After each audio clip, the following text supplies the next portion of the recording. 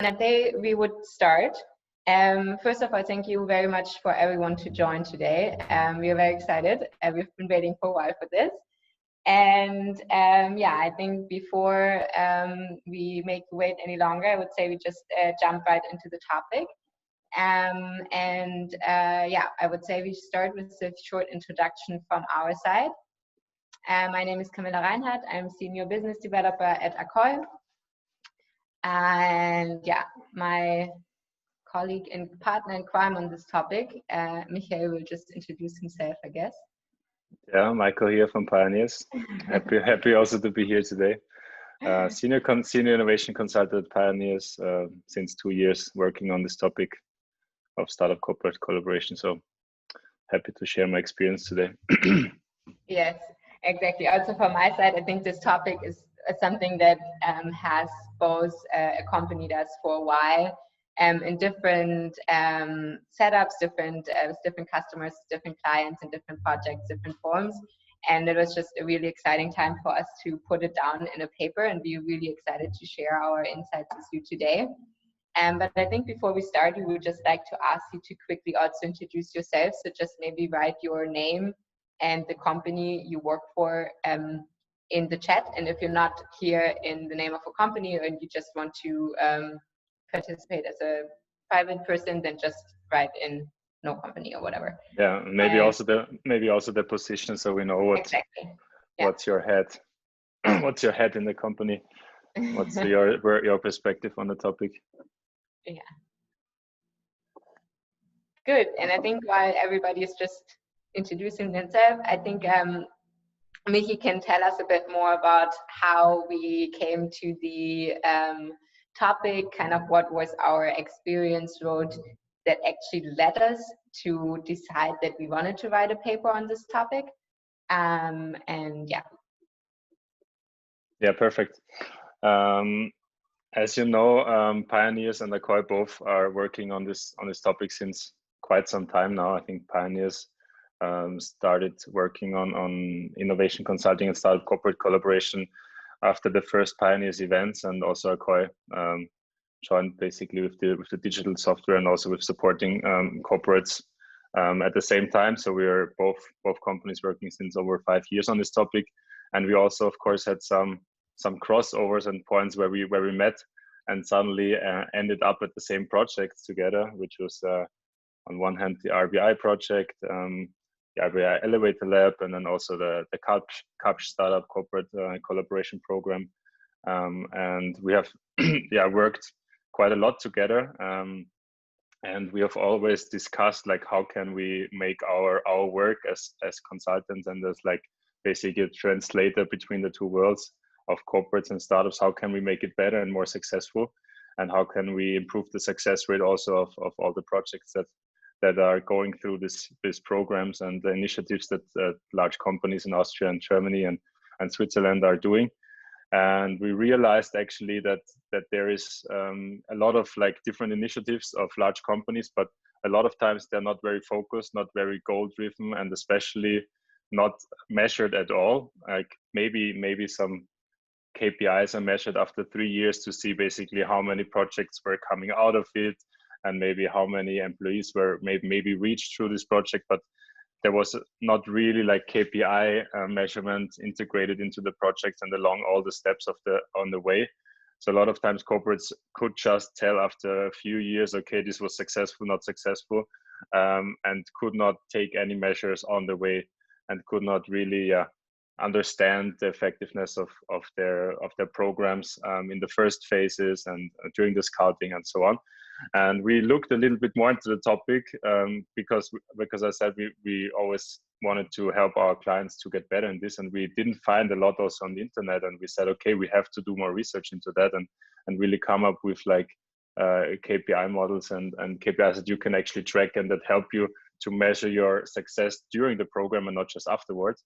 And that's basically how we started to talk, and now we have formed out of this not only the paper and like the nice collaboration we did on this paper, but also a partnership to really work together and exchange constantly on this topic, and in the end provide better work with our clients, and also offer products together.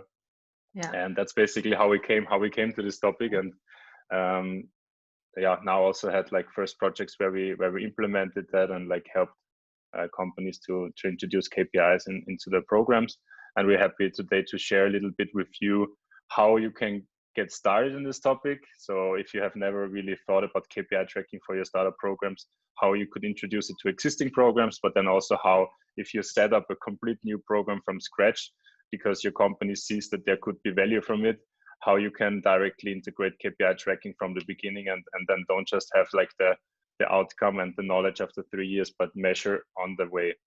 So that's basically how we ended up with this topic. So I think also just from my side on this, I think for us it was really important to also try to see how we can connect KPI tracking to the overall goals of the program, because also here we saw quite a lot of like, maybe there were KPIs which were tracked, but they normally didn't go align with what was the actual purpose of the program, or what was the overall expected or kind of wanted outcome.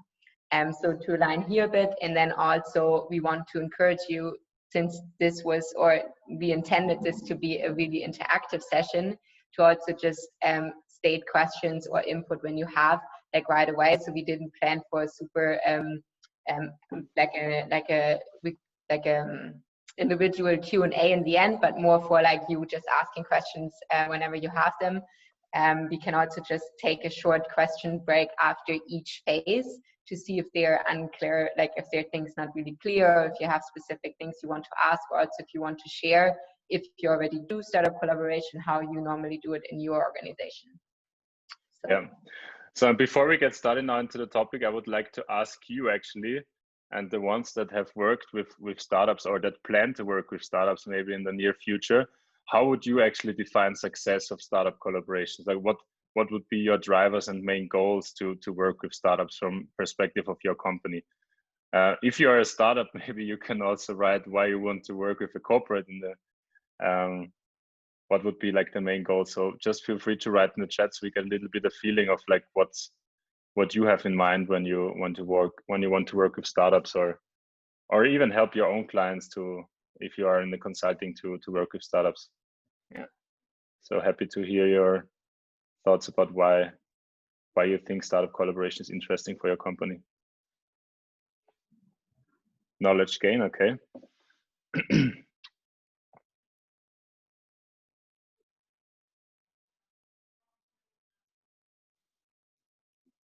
I guess everyone else is typing longer sentences. Here we come. Projects completed successfully, okay. Solving a specific problem.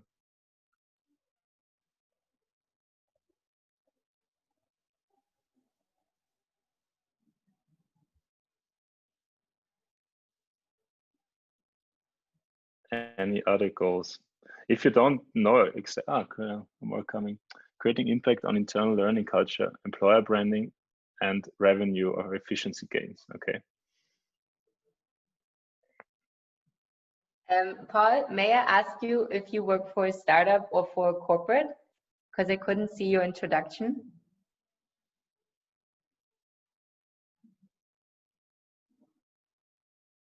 Both. Okay. So you That's work for very interesting insight then. Work for a corporate but have a secret startup project. All right, I love it.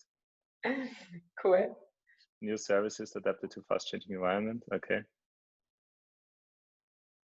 Reaching milestones. Milestones in terms of the company strategy, or what would be the milestones?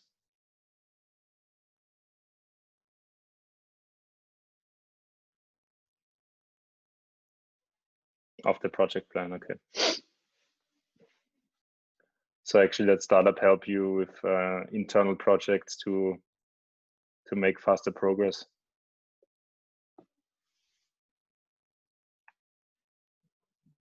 Yeah, cool.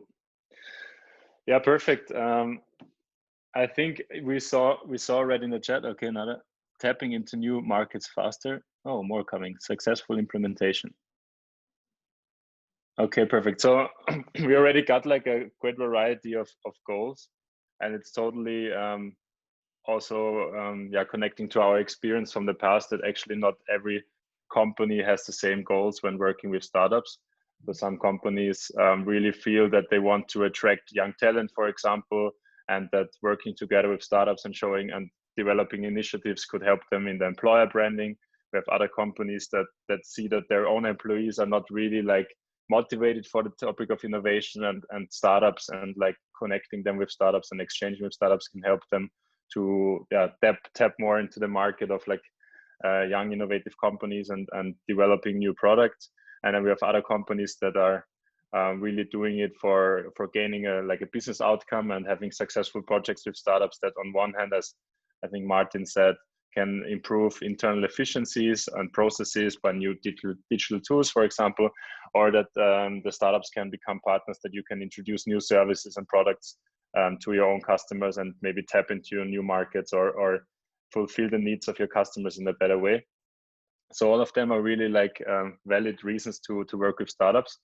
And the first thing I want to say is the most important thing is to have one of these goals in your mind when you start with with startup collaboration. Because what we've even seen in the past is that some companies don't even have any goal. They just do it because they think that other companies in their industry are doing it, so they should also do it, or that it sounds cool. And that's really not something that will in the end bring a lot of value. And that's also something that is not really measurable in the end. Because KPIs, as the name says, key performance indicators, they give an indication about if you are closer to your goal, if you are reaching your goal or not. And if you don't have a clear goal, you don't have to measure KPIs, because there is nothing to measure without a clear direction. So the basis always for KPI measurement is to have a clear goal and a clear vision of why you even do what you're doing. So that's the first thought I want to share with you. And the second thing is today we try to focus. So our goal is really to give you insights into how to track key performance indicators or KPIs when you have the goal of really getting business outcome of collaboration. So when you really want to have successful projects with startups, to implement a new technology or solution of the startup in your own company and then potentially roll it out on a larger basis. So we'll try not to talk today about like the branding aspect and the employer branding and maybe the cultural transformation. But we really try to talk about today KPIs that help you to track whether the projects that you want to have with startups, that whether they are likely to be successful, and how to track basically if the business outcome will be generated in the end, how to track that through all the phases of startup collaboration. So just that you know that this is today the focus, and there are probably other KPIs that you want to track when you're talking about employer branding, which is much more about marketing and tracking how many likes and shares and so on you get on social media. And if it's more about the cultural part, maybe you want to tackle more KPIs where you see how many people were involved in all the processes. But today we're really focusing on the business outcomes that should be generated and how to track performance, key performance indicators for that. Coming to the really important part of how we think about this topic. So for us, and from all our experience, there are 5 really important factors that make a startup collaboration successful, and that make or that increase the likelihood that a startup collaboration, as we now define it, with the goal that actually you have business outcome and that you have successfully implemented project. We have 5 factors that really contribute to the success, which is number 1. I mean, most of you know it, the commitment of the top level management. Why it's so important? Because especially in later phases, after the first maybe test with a startup, when it comes to a bigger rollout where you need really a bigger budget to roll out a new solution, or you need a bigger budget to make marketing for new services that you introduce with together with a startup, there you need the management support. And if you don't have this management support from the beginning, and also for the topic that you want to work on with the startup, there's going to be a big road blocker in the end. And also when it comes to internal resources that you need to implement the startup solution on a large scale, then also here the top level management can really push also the department heads or really different departments like legal, IT, to really make it faster and like to really support in all the processes. The second thing is the commitment of the BUs, the business units. So in the end, maybe if you are a person in a company that is in charge of doing startup collaboration, you will you will try to, of course, work with the startups and help them to find the right place in the company. But in the end, you are not going to be the person that really works with them on a daily basis and implements the project, let's say on an operational basis. This is normally done, and in most cases, by the business units. So it's really key to have the commitment of the business units from the beginning. And we're going to show you later KPIs, how you can track this and all the 5 factors. But really key that from the beginning on, you have not only the operational guy from a business unit there that should implement the startup solution, but also the decision maker of the business unit that is also relevant when it comes to budget decisions about bigger rollouts and so on. The next part is on the right side, the strategic alignment with the strategy of the company. So again, this is very closely related to the commitment of the top level management.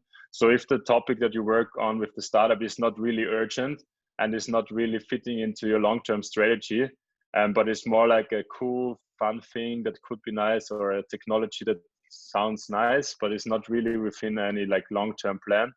Again, later on, especially after the first test, where it comes to bigger resources that you need to invest to roll it out, to scale it, here it becomes really hard if this topic is not aligned with the core business. Because you have to imagine, if a startup works with, let's say, the production team has a lot of urgent things always. And if this topic doesn't fit into the urgent problems that the business unit have, there will always be the daily business more important than the startup collaboration. And startups cannot implement the solution again without the business unit. So this alignment with the strategy is very important.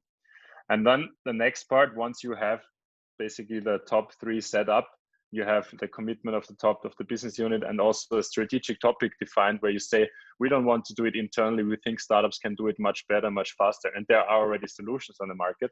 Then it's really about, or basically more important, first on the right side, the startup qualities. So you find the right companies on the market, and you have a really good like screening process, and you find the relevant companies that help you implement the solution. And then on the left side, once you have the startups, to have a good plan, because without a good and clear plan, again, you have really hard time to measure KPIs against nothing, basically. If you don't have a plan, a rollout plan with a startup, or a concrete agreement, there is nothing to track from the point of a pilot. So again, this is basically the 5 factors that you need to consider. And now we'll walk you a little bit through the 4 phases of how we see a structured startup collaboration, and how you can track KPIs in each of the phases to also see better already during the program how these 5 factors are taking into account, and how well you really work on these topics. Maybe before we go ahead, is there any questions to that, or any feedback, or things that where you see these are also really important things that we didn't consider here?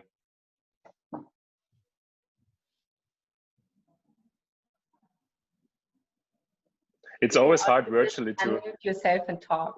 It's not a problem. Yeah. Really hard if you don't see faces to have a feeling. Yeah. If not, it's fine. Okay, then let's go to the next. Sorry. Yeah. It's Paul. Yeah. What about like the market conditions or external environment conditions? Have you thought about that also, about the success with startups, or is that more off topic in that matter? What do you mean by the market, on the topic that you want to work on, or on the startup itself? Because I think if it's about the topic that you want to work on a startup with, then I think it falls under the strategic alignment, because you obviously want to make sure that the strategic topics you're choosing to work with your startup are actually also strategic topics which fit the current market conditions. So if it's strategically a really unfit time to work on a topic, don't choose it. But when it comes to the startup itself, maybe Michi, you can say something to that. Yeah, I think Martin wrote in the chat, probably you're talking about Corona times, or what? Yeah. For example, but also like if you want to make something new, enter a new market what hardly exists, for example, because for example, like let's talk about like smartphones. There was no real big market about smartphones before iPhone came. And so if you think in a strategic matter, and you think about the future, what will be future markets if they do not exist, or if the timing is not here. Like for example, 20 years ago, if Tesla would try to roll out a big company with e-cars, maybe they wouldn't have been as successful as they are now. That's what I mean. Or like other companies also tried to come up with electric vehicles, but they failed more or less. Mm-hmm. Yeah. So on one hand, like the strategy will, in most cases, not come from the innovation manager, but from the top. And you normally have already like kind of your future topics defined that you want to look into, and you know your customers and what are the needs of them, and then find the right startups that fit for that. If you say I want to look into complete new directions because I don't really know what's coming, then there is also kind of another approach when you say I don't really have my topics yet and I don't even know really where I want to go in the future, that you do like a screening on the market of startups, and you get first like you have first meetings with startups to discuss potential new fields, and then again once you have these fields, you see again what fits to your long-term strategy and what new technologies could be really interesting, and also always have in mind that they fit also your customer needs in the end, because it needs to have some relation with the core business and what your customers really strive for and what kind of needs are unmet. And that's how you can then better define again what would be the first area you want to tackle. So definitely it's important to take market factors into account, especially if you don't have a clear direction. But a lot of times you have quite a clear direction from the management in terms of innovation topics and what should be the future, and then you can start from this. If you have nothing, then you would start probably from your customers or through like a first screening of what kind of new technologies and startups are coming up in, let's say, in fintech or in prop tech, or in you would make a first market analysis basically. Maybe just very shortly, I think Martin wrote a very interesting comment on that in the chat by stating that, for example, blockchain and energy was one of the things that where maybe the market wasn't right. And I think on that note, I think in that if you have something like this, it's really important to set up the right expectations. So if you still want to look into it and it's a really new topic and there is not really a market existing for this yet, maybe you don't want to set the expectations with your top management that you will form a business case out of this and you will make revenue in this amount of years, because that's probably not going to happen. But you can still always say, I think there's this trend coming, and for example, blockchain, and I think we as a company should educate ourselves on it and we should start looking into it, and then set up the project in a way that it is for you a learning experience, and you set up the expectations with the startup maybe, and even the company in that sense, so that there's no frustration. But I think we should also, considering the time, we should look into the phases if the question is answered for you, Paul. Yeah, thanks. Mm-hmm. Okay, there was another comment.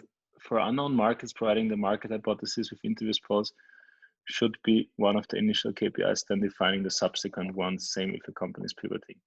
Yeah, so definitely, I mean, I agree with Christian that if you have really unknown markets or you don't really know where you should go as a company, I would always start with the customer in mind, and like what are the future needs and potential problems of the customer, and don't just do it like Martin said, don't just focus on the technology, because 2016 when blockchain was starting, there was always a big buzz around it, but until today there's few real applications for this technology, because it was a nice technology, but still it didn't bring any value. It didn't bring a lot of real value, except of a few cases. So just jumping on a new technology train because everyone talks about it is maybe not the right, because maybe it doesn't fit your customers or your business strategy at all. So rather start from your customers and the future of what they are looking for, or potential new segments that you want to target, and then you see which technology can fit to them. And yeah, in rare cases, the technology alone will bring lasting business change, but it's more like a combination then of technology and the needs that are on the market. Okay, so let's maybe jump to the first phase, or maybe explain quickly how we usually work with our clients and what would be our recommended approach to increase the success chances to work with startups. So this is very important that first of all you have a very structured approach, because otherwise if you just kind of randomly work with startups, it's really hard to track KPIs. And if every kind of department of your company is doing it in another way and kind of doing their own thing, it's really hard to also compare kind of life cycles and compare different KPIs, and also compare how you improve your activities over the years.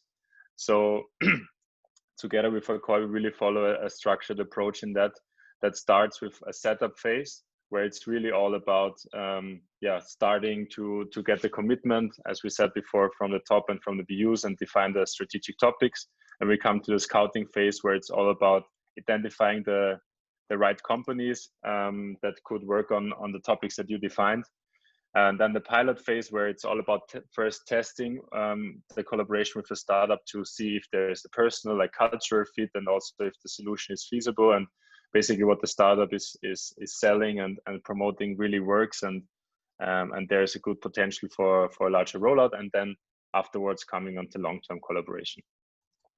And to go directly into the first phase, the setup phase, here it's really, like we said before, the key is to get everyone on board, to really get all the key stakeholders on board.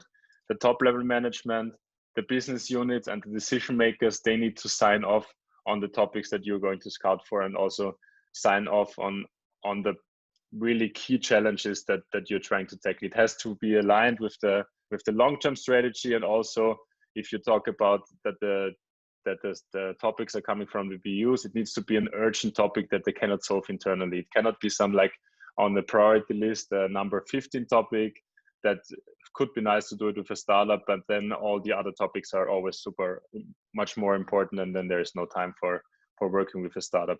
And then the second part of the setup is really to make sure that there are also the resources there, and that there is a certain time there later to work with the startups, and that there are also experts in the corporate there that are ready to evaluate the companies that are coming in, and that are ready to also go into the first pilots.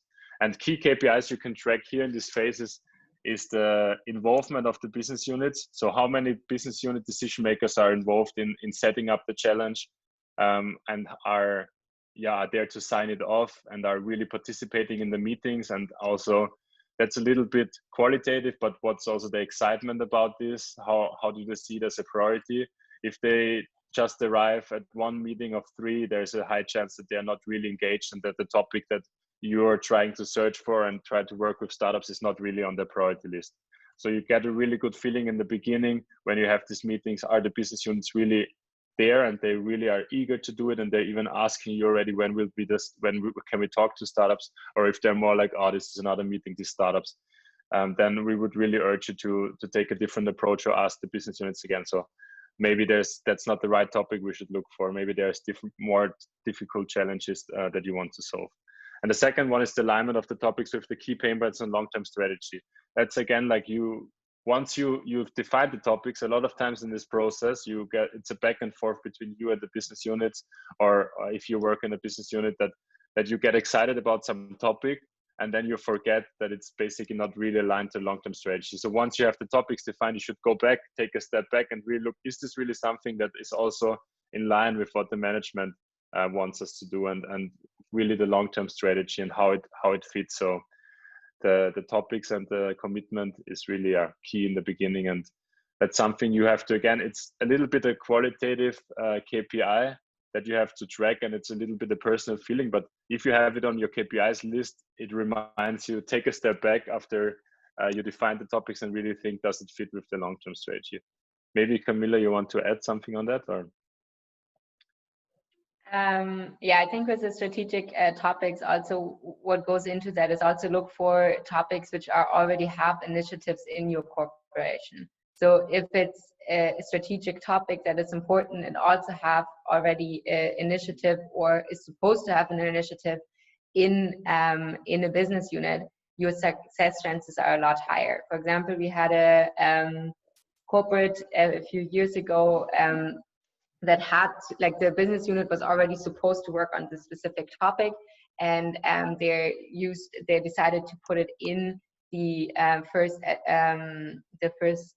startup batch, and in the end that was their first successful startup collaboration program, just because the priority for that topic was already generated in the business unit without the innovation focus. So startup collaboration became just an execution way for that strategic topic. And I think that's always, especially in the beginning, a very easy way to make sure that you have long-term success. Yeah. Okay, so that's basically in the setup phase. It's really about, it's more qualitative KPIs, because in the end it's about also your feeling of how involved and how engaged everyone is. But if you see that there is you have the feeling that this is not a high priority topic that you're scouting for, then I would rather postpone a scouting and go back into another workshop than just going ahead with a topic because you're basically done and you're it's signed off, so you're happy to scout, but then in the end the chances really get diminished by not having the right topics from the beginning. So the second phase, the scouting phase, here is really a good chance to track quantitative KPIs. First of all, a scouting phase goal is really to find the best companies on the market. And you can do that through two approaches. One is like to do active outreach, but then also to spread the word and try to really get as many relevant startup applications per search field as possible. What does relevant mean? Relevant mean they fit the criteria that you defined in the beginning in terms of geography, in terms of stage. So if you want to have a market-ready product, you definitely want startups that have some first reference customers. And that's definitely the right stage if you want to do a bigger rollout, because early stage companies are not ready to do a bigger like international rollout. And also to see like what is the excitement again of the business units for the startups. Do they say like, oh yeah, I have heard of this, or do you really find interesting and kind of also new companies that they've never heard of? And yeah, here it's in the end you have as we always do it, an evaluation system. So we would always recommend you to use a digital tool where you can onboard the business units to have a look at the startups and leave their comments and the ratings. And there it gives you already a good indication of how relevant the startups are. If they really find 5-6 companies that they rate 5 stars out of 5, then you really know they're excited. And if they leave comments like, okay, super happy, when can we talk to them? Then you know you are on the right track. And otherwise, again, I would make another iteration and go again into scouting and see until you really find good fits for the business units. What really helps on the way is to have also kind of a check in the middle of the scouting phase to check together the first companies and see if you're on the right track, and also get a better feeling if they're relevant to the BUs. And the second one is the number of interaction points of BUs. So again, your goal is to have the commitment of the business units through the whole process. And in this step, you have the chance through using a digital tool that all of them rate the startups, they discuss it already, and they're much more into it than if you just take the list of startups, invite the best ones you think, and make like a pitch event or something. It's better to have like a constant update and have maybe a weekly telco with the business units to present them the new startups, to always have them on board and get their feedback, and then really increase the quality of the teams, and in the end, find the best ones. And again, the selection also here in the scouting phase, try to involve the business units as much as possible. First with the ratings I already said before in the tool, but then also through remote calls where they can ask more questions to the startups, and then through first personal meetings. So you really have them on board the whole time, and you don't just say, we're scouting now, we will talk to you again in 6 weeks, and then you don't get the feeling on the way of how engaged they are and how the fit of the startups with what they are looking for. That would be the KPIs for the second phase. So it's really about, again, the checking the commitment. If you don't see any ratings of BUs, you have a good feeling that the startup, on one hand, the startups are maybe not interesting, or the business units, again, don't see the priority of this topic. And if you see that maybe only a few startups get like really good ratings, you see that there are not enough relevant startups. So you have to go back and do your job again as a scout, or if you have someone in the team, that you go back and look more into the different markets and see maybe there are some other startups we missed. So that would be for the scouting phase, really like 2 very important KPIs that you can track. And the tools really help you to track this. So there are tools that give you every week like a kind of a summary of all the ratings and like how engaged the people are, how often they look at the profiles. So really use also digital tools here to improve the outcomes. Yeah. Maybe before we go into the third phase of actually now working with the startup, we take a quick pause and see if there are any questions on the first 2 phases of the startup collaboration program.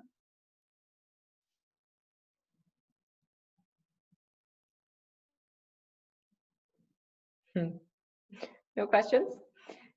No, doesn't look like it. Oh, okay, well, then we go into the next phase. After the selection of the right company, I think it's super important to take a look at what do you actually want to do, what do you actually want to achieve with the startup. And for that, it's super, super, super important to have a very strong and very clear hypothesis. But just having a hypothesis and an idea of what you want to test until a certain point, you want to present it, that's very vague. And especially with the business unit that has like daily operations, and like the startup has daily operations, so it gets very easy that you lose track of time, and that you, in the end, you have a demo day, but you didn't really test what you actually wanted to test. There was like lack of communications, not clear expectations, things like that. One thing that really can help you is to set up a very, very clear SOW, so scope of work, that includes exactly these things. So what would you want to put in there, or what would you want to make sure that it's absolutely in there? It's a very clear defined hypothesis and the use case. So what are you actually testing? But also what is the long-term use case? And the testing is only a small part of the overall business case. And I will come back to that in just 1 second. You also want to make sure that it has very clear milestones until the demo day that you want to track. And you want to make sure that you, for the milestones, have very clear expectation settings and KPIs. So what are supposed to be done, and how are you going to measure that it's actually done? And then, of course, you have very clear KPIs that you can track for each startup case. So each startup case is different. So each startup case is also going to have different KPIs. For example, if you want to check data and you want to see if like you need to check it with a certain amount of customer base, you also want to put in, okay, until milestone 1, I want to make sure I have a test group of, I don't know, 200 testers that can test my product. And then until the next phase, you want to make sure, okay, I have, I don't know, 180 test results back from this testing group. And if you can see already in these milestones, I'm not reaching my target, you obviously have a problem. And it might be that the test, like that the product is a problem, but it also might be that there's a communication problem between your business unit and your startup. And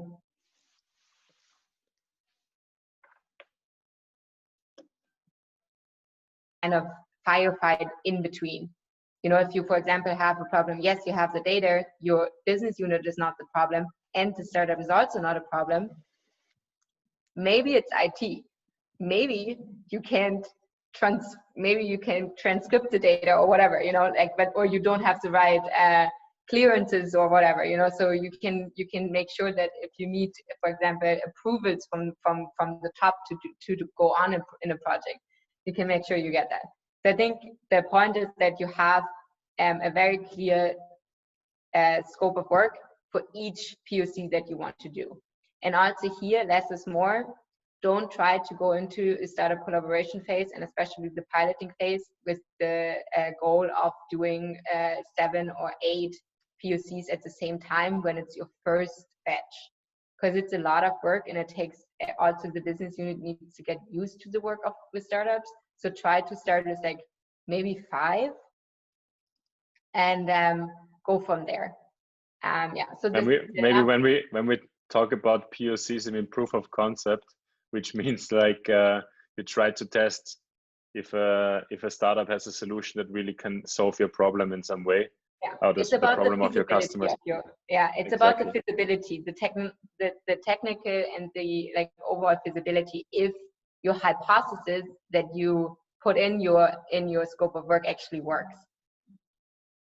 But it also has a different side that is also super important, and that is the overall business case. And I think this is where a lot of corporates struggle, because working with startups, and especially choosing a startup case, can be very motivating, very exciting.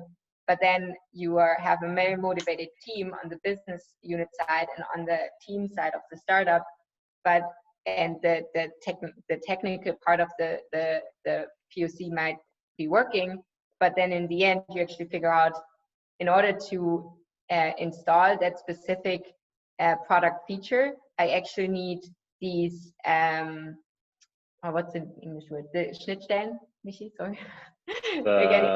Have like the technical connection points. Interface. Yeah? The interfaces, yes, sorry. I need to have the interfaces, but building all these interfaces to make my product feature work is actually more expensive than I could ever make with that product feature. So there's no business case. You shouldn't continue with that project, and I think that's very clear. But often these kind of checks are actually not made in a POC.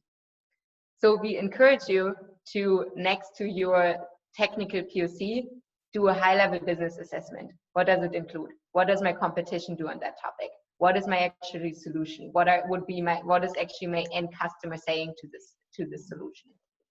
What is my impact on the tech part of the solution? What would be my go-to-market plan? What would be my rollout plan? So all these kind of things you should take into consideration. What is my projected cash flow, right? If you don't know what you can make with that product, you shouldn't really continue with it. And then in the end, you have a KPI where you can track how successful you are, which is a successful validated POCs. And here, the combination of both your POC and your business assessment will help you to say, all my POCs were successful, but that doesn't mean that I'm continuing with all my POCs, because I can argument why I don't want to work with certain startups anymore, or why I don't want to continue certain projects, because I can say it doesn't make sense. It is too expensive. It takes too much time. It doesn't have the value proposition that we actually thought it would have. And I can make a strong argument to my top level management and to the business unit and to also externals why I haven't continued. And I can say, testing this over a period of time actually helped me to save this and this amount of money, because I didn't go into a collaboration right away. And I think also here you set very clear expectations. And by saying why you don't continue with the POC into a long-term collaboration also helps you not to have then from the outside the idea that, or like the view that your collaboration program doesn't produce long-term collaboration, because you can say, yes, we would have, but it didn't make sense. Yes, and obviously then, do you want us to say something, Michi? No, if you still go to the last part, then no, then go ahead. Yeah, no, okay. And then we have the proof of the number of proof post POC plans, and these proved post POC plans, or also post acceleration plans. I think it depends on the framework of your collaboration program, how you want to call them. These are kind of the documents that combine what I just said. So they combine your argumentation of your technical POC and the argumentations of your high-level business case and put them into an argumentation of why you should continue or why you not should continue with the POC. The number of approved post-POC plans obviously is the number of startup projects that you want to continue. If you want to learn more about what should be in one of those plans, please just reach out to me here or me, and we can set up an individual call, because I think this is one of the most important things in one of these programs. But I don't think we have enough time to cover it now. But yeah, if you're interested, just drop us a message and we reach out to you. So then we come into the post-acceleration plan. Maybe phase. just adding on this part. Yeah. So I think what I've seen from some of my projects was that companies do a first test with a startup, and then they're kind of not sure if it was successful or not, and then they don't really take any decision, but they just keep kind of going in talks with the startup and meet them like a few times, and then they discuss a little bit, but then they're kind of not sure, and then somehow it just fades away. And there was never really a decision made, but there was also not really a decision made for it. So it's kind of, you're losing a lot of resources from the people that still kind of engage with the startup, although you really don't have a reason why to really work with them. Also not the reason why you don't have to work with them. So what I think this SOW, like the scope of work agreement and the hypothesis that you want to test together with this POC plan or post POC plan, what it does, it forces you, or if you track this KPI, it forces you to make a decision. And that's something that is really important to say, okay, no, we don't want to work with you, and that's the reasons why we don't want to work with you. And then you can just stop the discussion, because it doesn't make any sense. Like, I have rarely seen anything that comes out of like bi-weekly half an hour like calls that you have with a startup to update each other and see if there is something, because there is not anything behind it. So this kind of scope of work already kind of helps you to test something and to know, okay, it was successful or not. If it was successful, I want to go forward. If it was not successful, or some hypotheses were not proven, then I don't go forward, and that's my decision. I can not waste any resources afterwards on this. So that's just a point I wanted to emphasize again, that we would always encourage any company to just take a decision based on the test that you have in the piloting phase or in the POC phase, and really also take the decision for a no and have good arguments for it. And then it's also fine for the top level management. If you say 5 times no because you have good reasons to all the 5 POCs, then the top level management just knows, okay, they did a good job, they tested it, they didn't just make decisions out of the blue. And our program maybe didn't bring long-term collaboration, but we at least know why, and we made clear decisions that it's a no, and we just, next time we will probably have a good one. And it makes sense to keep the resources and put all the budget on this one, and not go ahead and waste resources in some future talks that are not really about anything. I absolutely agree. And I think one of the most important things here is to make that decision, force your organization to take that decision before the demo day. Because if you don't, the likelihood that the collaboration will fade out afterwards, it's quite high. Because before the demo day and on the demo day, motivation is very high. People are super interested. People want to continue, right? But just make sure that the reasons for why they want to continue are also really valid, like Michi just said. But if you don't take that decision before the demo day, the motivation drops, and everybody just continues with their normal daily procedures, and then it's very hard to get everybody back on track on that collaboration. So the number of approved POC post POC plans before demo day. And if you want to know what exactly to put in, definitely reach out to us. We can have a call on that as well. So I would just go to the post-acceleration phase, because I think here a lot of companies also struggle, because I think there's quite a lot of experience already in the market of how to set up proof of concept phases, how to select startups, how to set up a program like this. But I think where people really struggle is, how do I integrate this into my organization? And in the end, that's the goal, right? That's the ultimate achievement, to integrate that product or that product feature into your overall product portfolio. Or also if you have like a project that is supposed to save resources, or it's like an efficiency topic, like you really want that project integrated in your daily operations. And for this, we have also identified 3 most important KPIs. First, the number of follow-on business. This is connected to the proof of concept phase, to the proof POC plans, which means that's the overall number of POC, like of startup collaborations that you take into a long-term collaboration. This is one of the most important numbers that you want to communicate also to the outside, but only if they're really true. Because a lot of companies start acceleration programs, and they announce, we are doing startup collaboration, we're doing this and this and this, and we are working with this startup and that startup.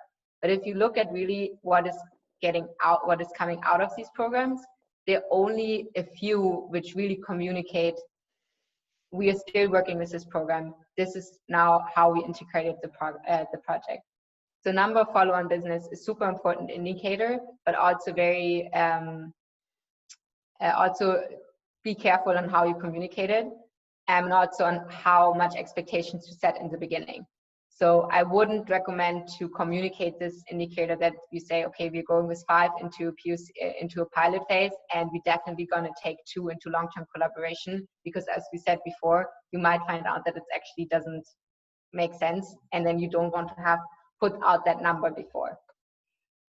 Another super important thing, and this is connected to the interfaces I said before, is the specific use case KPIs. So each use case, because in the end, if you look at, if for example your top level management is super revenue driven and haunts you in the beginning of telling you, tell me how much return of investment this program will give me, you're very you're very able to say none, because the program itself cannot give you return of investment, because only the project that you do in your program can give you return of investment. So the amount of return of investment that you can acquire over a longer period of time depends on the project you're doing. And since each project is differently, at this point in stage, you need to make sure that you know these KPIs, because this is what you then can say, okay, demo day is over. I have this and this project that I want to continue. And now I can give my top level management a projection of how much return of investment we are expecting out of these programs in the next 3 to 5 years. So I think if you want to set the right expectation with your top level management, give them that timeline. And I think it's a really fair thing to say that you cannot say before you don't know what are the startups and the projects you are selecting.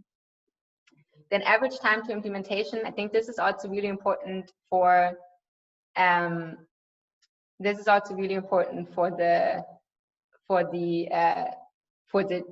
startups, because here you need to say most of the startup collaboration programs nowadays somewhat refund the startups for the time they put into a pilot phase, right? They give some sort of funding money or whatever.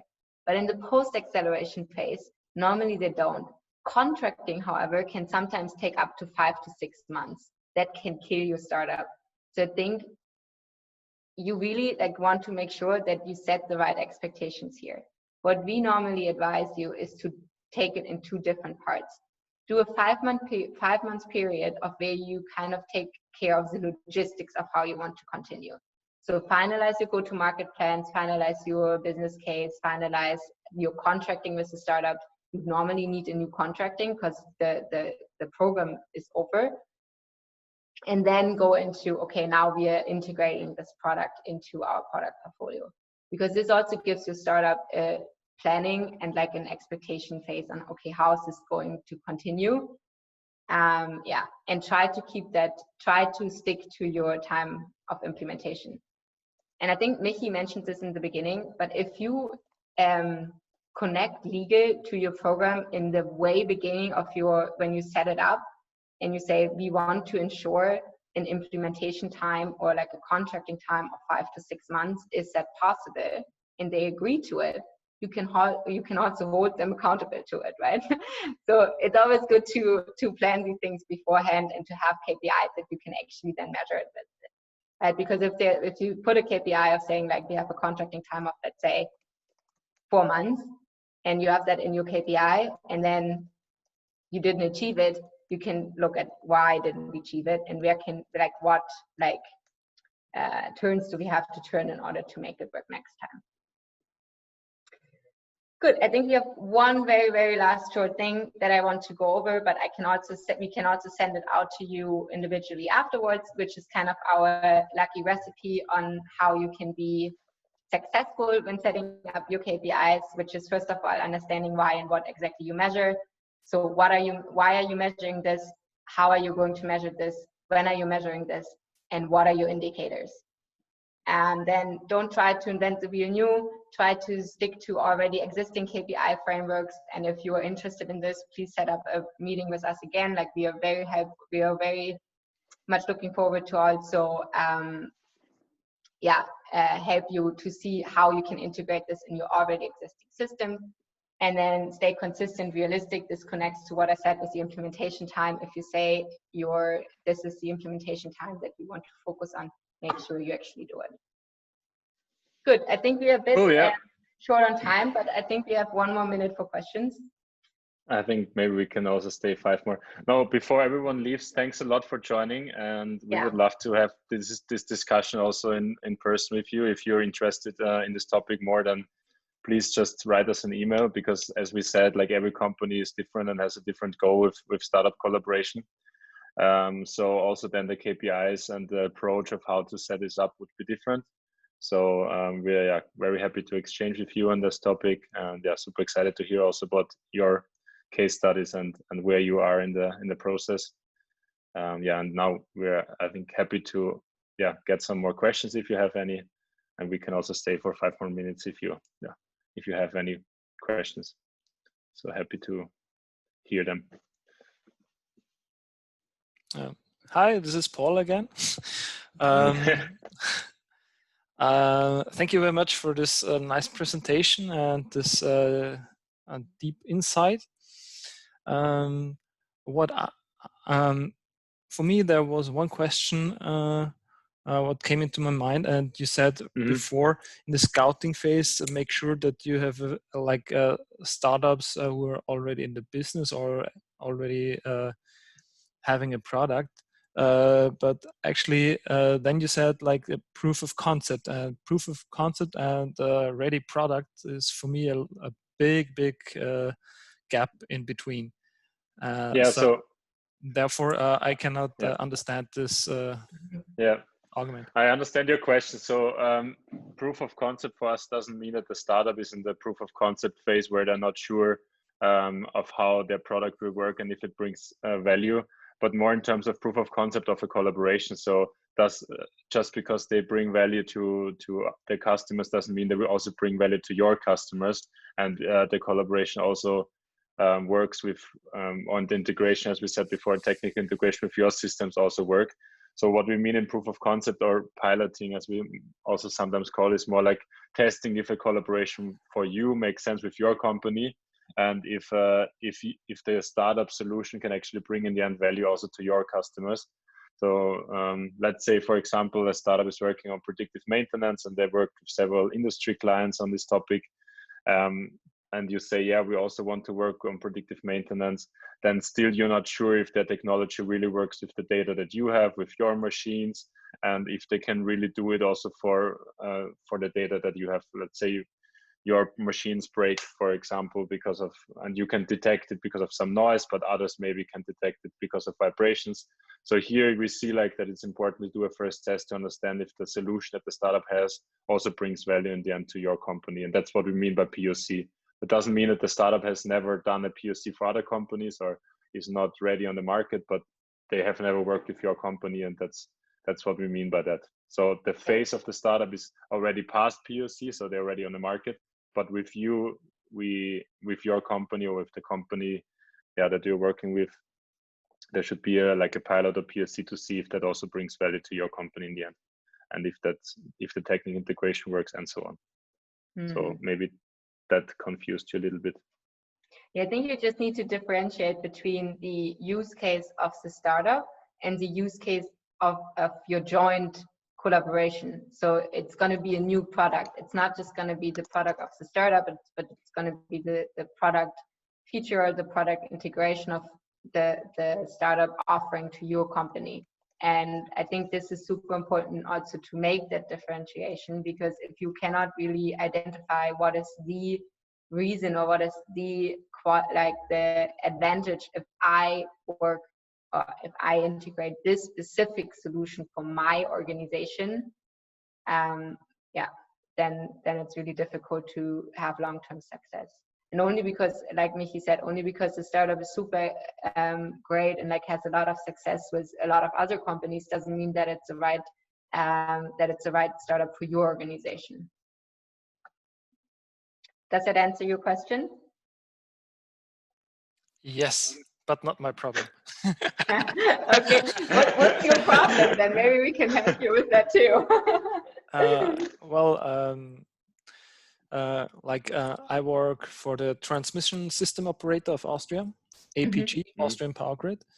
And there we are not sure what our big problems are and how we're gonna to set up like startup collaborations, and if we want to do that. And therefore I'm preparing. But like when we have like a problem, it's most likely that there's no startup around Europe that is tackling exactly that problem. Yeah. And therefore we thought about like open innovation collaboration with startups or something like that to make a specific environment for that. Yeah, so I think in your case, it's a perfect example maybe that you have a use case and a certain problem that hasn't been solved, but you kind of, you know exactly how it could be solved, maybe with some certain technologies. And the startups that you would work with, they have these technologies, but have applied it on different use cases. And here again, the startup has already like success on the market and it has proven that the technology can solve certain problems. But then you would also do a POC or a pilot with the startup to see if the solution can also fit to your problem and solve your problem. And yeah, there again, you need to find out in the first pilot if this solution can really like fit to your use case or not. And maybe there are probably different technologies that could solve the same problem. And what is maybe the cheapest one? What is with which company do you have the best kind of also cultural fit? And there is a good chance then that you maybe even work with two different approaches on the same problem, with two startups like on the same problem, but with different technologies. But I guess to answer your question a better way, we would need to understand a little bit in more detail what's your technical problem or the problem of your customer to better get it. So happy to maybe set up another call and discuss it. Thanks. Cool. Any other questions? And thanks, Paul, for raising your questions. It's always nice to have some interaction. It's really not so easy on Zoom to do it like in a physical workshop. Are there any other questions left?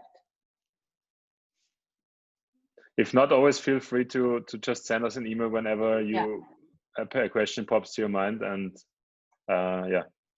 or as we said before, if you want to discuss a certain topic and are not sure how to tackle it or which KPIs could maybe fit to you or your case, then other than that, I would say we close here, no, Camilla? And thanks again for joining, the ones that are still here. I guess some people had to leave for other meetings, and hope to talk to you soon and exchange more on this topic. Yes, also thank you from my side. And like Michael said, if you have any questions or if you want one-on-ones with us, just reach out to us. Thank you, guys. Thank you.